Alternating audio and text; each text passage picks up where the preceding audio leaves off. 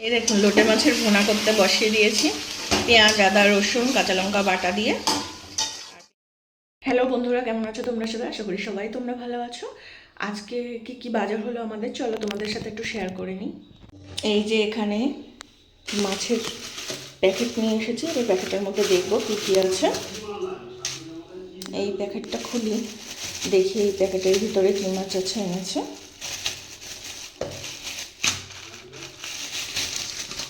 ও এটাই আছে বাগদা চিংড়ি, এই যে নিয়ে এসেছে বাগদা চিংড়ি, বেশ ফ্রেশ আছে বাগদা চিংড়িগুলো, দেখেছেন সবুজ সবুজ একদম ফ্রেশ মাছ একদম। দেখি বাগদা চিংড়ি দিয়ে কী করা যায়। আর আমার ছেলে তো চিংড়ি মাছ দিয়ে পেঁয়াজ দিয়ে লঙ্কা দিয়ে ভাজা খুব খেতে ভালোবাসে। আর দেখি এইটা কী আছে। ও এটাতে এই যে নিয়ে এসছে লোটে মাছ, আর লোটে মাছগুলো খুব ফ্রেশ মাছ, দেখছেন পুরো লাল টকটকে সাদা, খুব সুন্দর ফ্রেশ মাছ এনেছে আজকে লোটে মাছগুলো। দেখি লোটে মাছ দিয়ে কী বানানো যায়।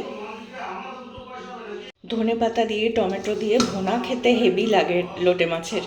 দেখা যাক তাহলে লোটে মাছের ভুনা করি, আর চিংড়ি মাছ দিয়ে দেখি কী বানানো যায় দেখছি।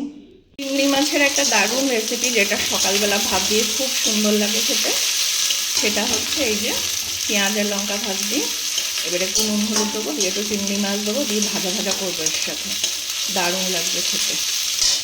দিয়ে দিলাম এটার ভিতরে যে চিংড়ি দেওয়া হয়ে গেছে, এবার ভাত দিয়ে এটা নুন হলুদ দেবো এবার।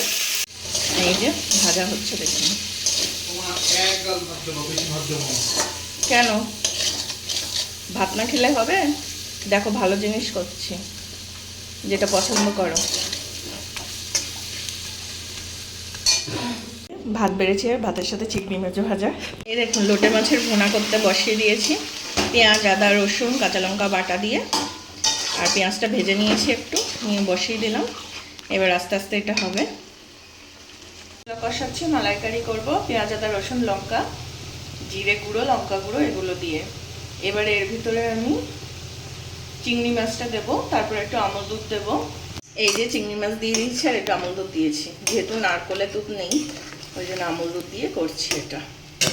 আর এটা ঘন ঘন হবে।